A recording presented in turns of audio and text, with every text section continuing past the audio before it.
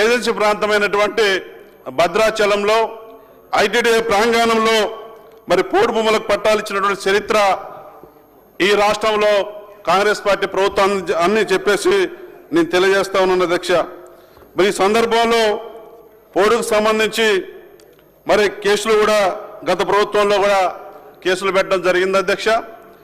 మరి గత ప్రభుత్వంలో చూసినప్పుడు తెలంగాణ వచ్చిన తర్వాత మరి ఇవాళ పోడుకు సంబంధించినటువంటి రైతుల విషయంలో మరి ఏమాత్రం కూడా పట్టించుకోకుండా మరి ఆనాడు అనాదిగా అనేక ఏళ్లుగా పోడు వ్యవసాయం సాగు చేస్తున్నటువంటి గిరిజనుల పట్ల గత ప్రభుత్వంలో మరి భూములు లాక్కోవడాలు, అరెస్టులు చేయడాలు, కేసులు పెట్టడాలు, మరి జైల్లో పంపే కార్యక్రమానికి శ్రీకారం చుట్టారు అధ్యక్ష. గత ప్రభుత్వంలో గిరిజనులు ఏమాత్రం కూడా పట్టించుకోకుండా కాలయాపన చేస్తూ ఈ ప్రభుత్వం నాడు ముందుకెళ్ళింది అధ్యక్ష. మరి పోడు రైతుల విషయంలో కష్టాలను గత ప్రభుత్వం ఏమాత్రం పట్టించుకోలేదు అధ్యక్ష. 2014లో చెప్పారు పోడు భూములకు పట్టాలు ఇస్తామని, ఎన్నికల ముందు. ఎన్నికల్లో గెలిచారు, పోడు భూములకు పట్టాలు మర్చిపోయినారు. తర్వాత 2018లో కూడా చెప్పారు ఏజెన్సీ ప్రాంతాల్లో పోడు భూములకు పట్టాలు ఇస్తామని చెప్పేసి ఎన్నికల ముందు చెప్పి మభ్యపెట్టి మళ్ళీ అధికారంలోకి వచ్చినారు.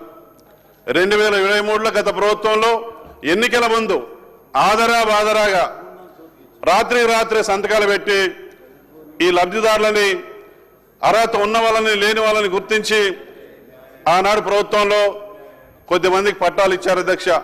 ఆ పట్టాలు కూడా సరిహద్దులు సరిగా లేవు. 10 ఎకరాలు ఉన్న రైతుకి 3 ఎకరాలు ప్రింట్ అయింది, దాని మీద అధికారుల సంతకాలు లేవు.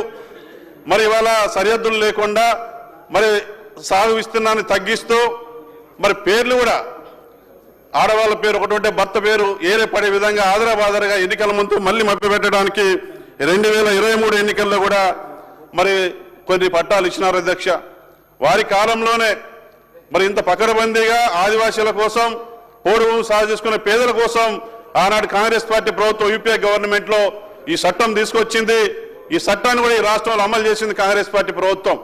కానీ మొన్న మరి అధికారంలో 10 ఏళ్ళు ఉన్న అధికార ప్రభుత్వం ఆనాడు మరి వాళ్ళ ట్రైబల్ ఏరియాలో నా నియోజకవర్గంలో కూడా గుండెల మండలంలో మామకన్ను గ్రామంలో కల్తీ కన్నయ్య అనే గిరిజన రైతు దగ్గర ఆనాడు ఫారెస్ట్ అధికారులు భూములు లాక్కుంటే మరి ఇవాళ దాన్ని తట్టుకోలేక జీవనోపాధి కోల్పోయిందనే ఉద్దేశంతోనే ఆనాడు గిరిజన రైతు కూడా చనిపోవడం జరిగింది అధ్యక్ష.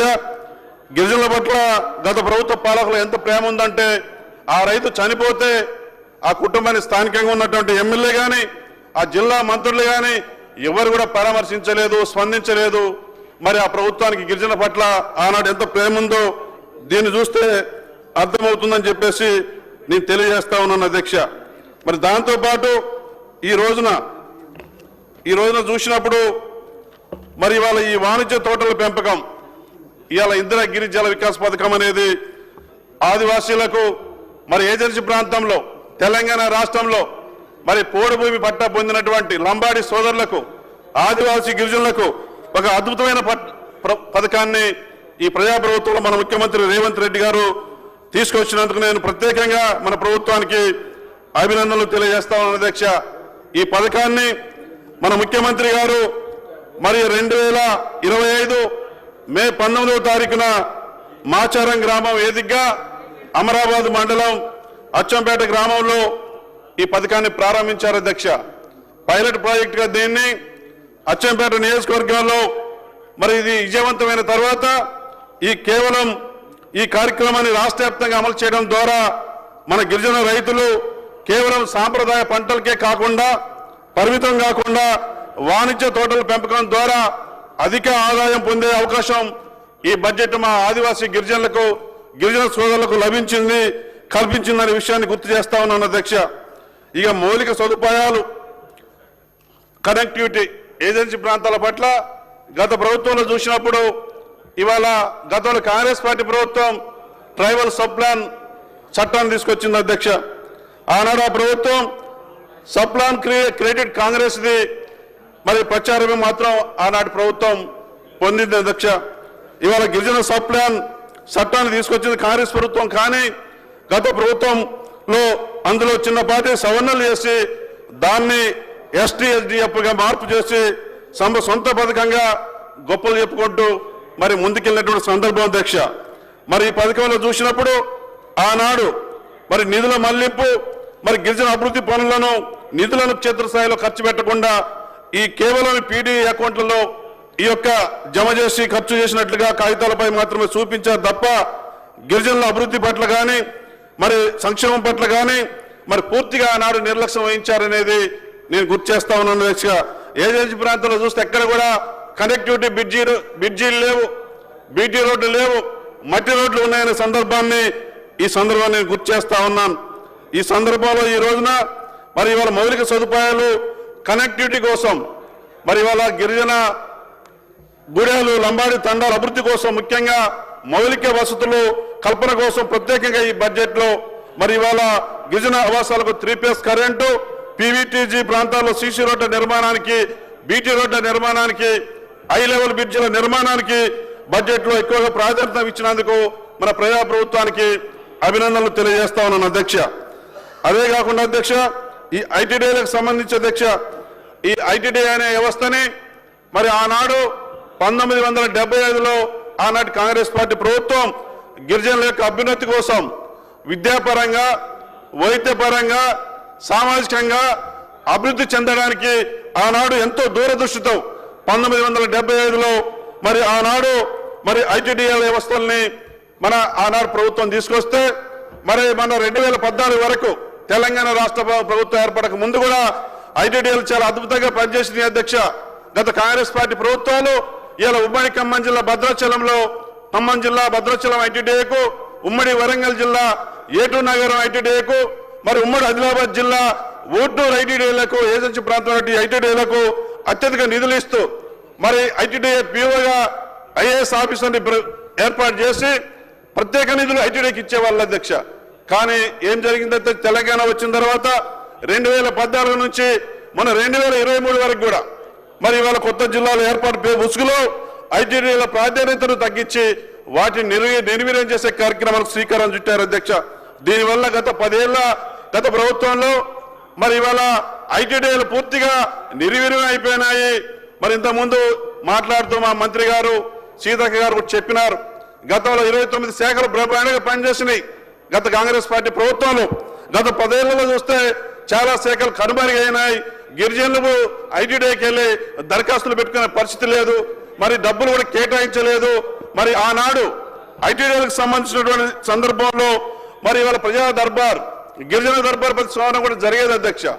మరి గత ప్రభుత్వంలో గిరిజన దర్బార్ కూడా జరగకపోవడం, గిరిజన సమస్యలు చెప్పుకుంటే ఇనేవాళ్ళు లేక, పట్టించుకునే అధికారులు లేక ITDAలకు IAS ఆఫీసర్లు POగా పెడతారు.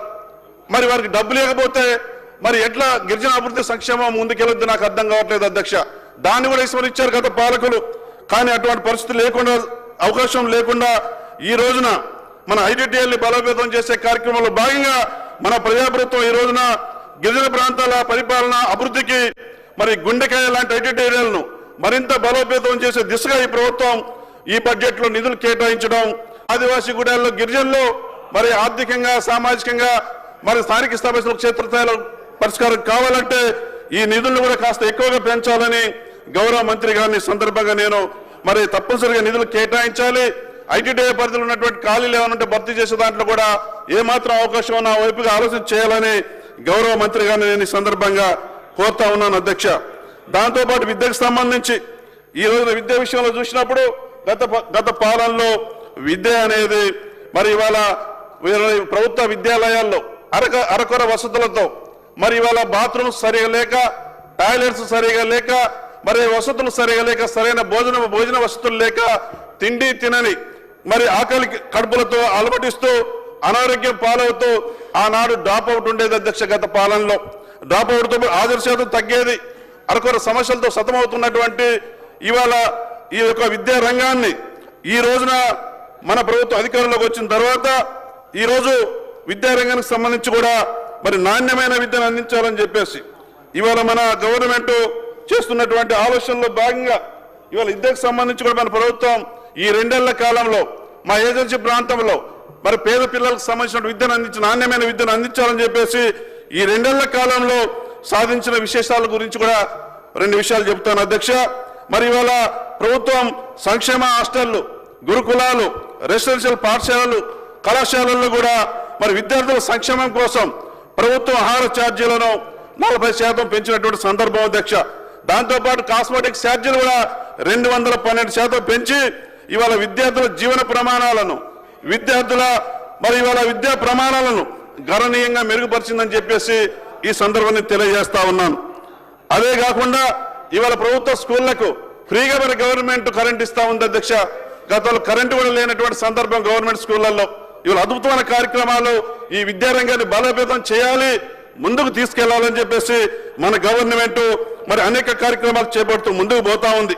మరి మన గవర్నమెంట్ చేస్తున్నటువంటి ఫలితాలలో చూస్తే ఈ రోజున మరి విద్యా ఫలితాల విషయానికి వస్తే ఎస్ఎస్సిలో లాస్ట్ ఇయర్ చూసినప్పుడు 98.08% ఉత్తీర్ణత సాధించడం అనేది మరి ఈ ప్రభుత్వం వచ్చిన తర్వాత తీసుకున్న కార్యక్రమాల పట్ల ఈ ఉత్తీర్ణత శాతం పెరిగిందనే విషయాన్ని నేను గుర్తు చేస్తా ఉన్నా అధ్యక్ష. 50% పాఠశాలలు మరి 100% ఫలితాలు సాధించడం మన ప్రభుత్వ మరి విద్యా విధానంలో గర్వకారణంగా నిలిచినటువంటి సందర్భం.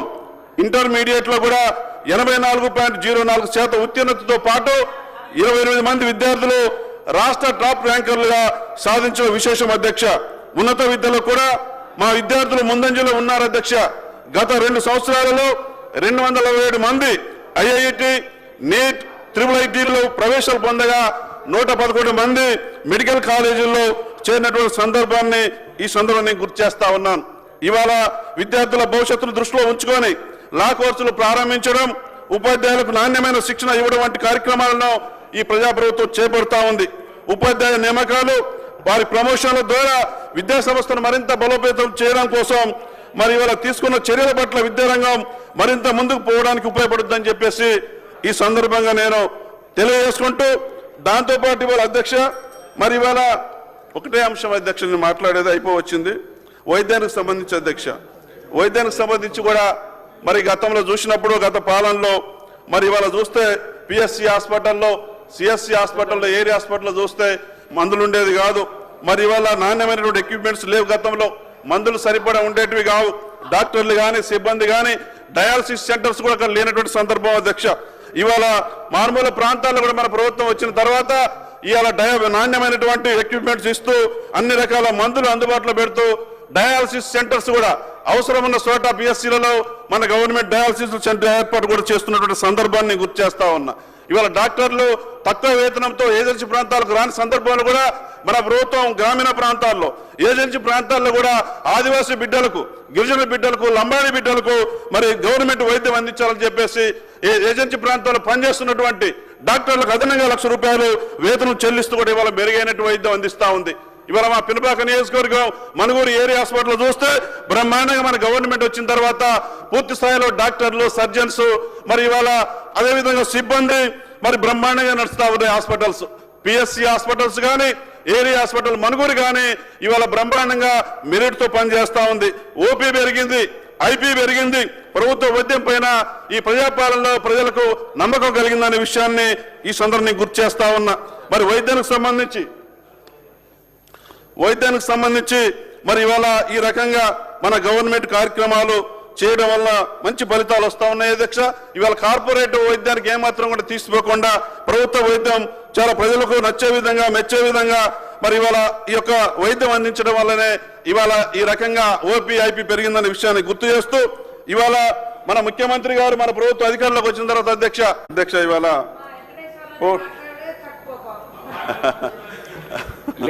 నేను టైం ఇస్తానే ఉంటుంది వారికి. పాయింట్స్ వైజ్ మాట్లాడుతున్నాను అధ్యక్ష. టైం అయిపోయేది ఇప్పటికి. మీరు మధ్యలో దేశంలోనే అతిపెద్ద గిరిజన జాతర మరి గుర్తింపు పొందినటువంటి మేడారం సమ్మక్క సారక్క జాతరను కూడా ఈ మధ్యనే మన గవర్నమెంటు మరి 221 కోట్లు ప్రత్యేకంగా కేటాయించే అధ్యక్ష. మా ఆదివాసీల జీవన విధానం, మా ఆదివాసీల యొక్క సంస్కృతి, సాంప్రదాయాలు మరి 10 కాలాల పాటు నిలబడే విధంగా రాతి కట్టడాలతో మరి అతి తక్కువ సమయంలో మరి దీన్ని నిర్మించినటువంటి మన ప్రజాప్రభుత్వంలో మన ముఖ్యమంత్రి రేవంత్ రెడ్డి గారికి, ఆ జిల్లా మంత్రులుగా దీని దగ్గర ఉండి నడిపించినటువంటి సీతక్క గారికి, కొండా సురేఖ గారికి, ఆడ వరంగల్ ఇన్ఛార్జి మంత్రిగా ఉన్నటువంటి పొంగులేటి శ్రీనివాసరెడ్డి గారికి నేను ప్రత్యేకంగా ధన్యవాదాలు తెలియజేస్తా ఉన్నాను అధ్యక్ష. దీంతో పాటు ఈ పోడు భూములను సద్వినియోగం చేస్తూ గిరిజనుల ఆర్థిక సామాజిక స్థితిగతులు మార్చేలా రూపొందించిన ఈ బడ్జెట్ గిరిజన పక్షపాతి బడ్జెట్గా మరి కొనియాడుతూ ఇంతటి గొప్ప బడ్జెట్ అందించిన మన ముఖ్యమంత్రి రేవంత్ రెడ్డి గారికి, ఉప ముఖ్యమంత్రి మల్లు బట్టి విక్రమార్క గారికి, పినపాక నియోజకవర్గ ప్రజల తరఫున మరి గిరిజన ప్రజల తరఫున ప్రత్యేకంగా మీకు అవకాశం ఇచ్చినందుకు, మన ప్రభుత్వం ఈ కార్యక్రమాలు మా గిరిజనుల కోసం పేద ప్రజల కోసం చేస్తున్నందుకు ధన్యవాదాలు తెలియజేస్తూ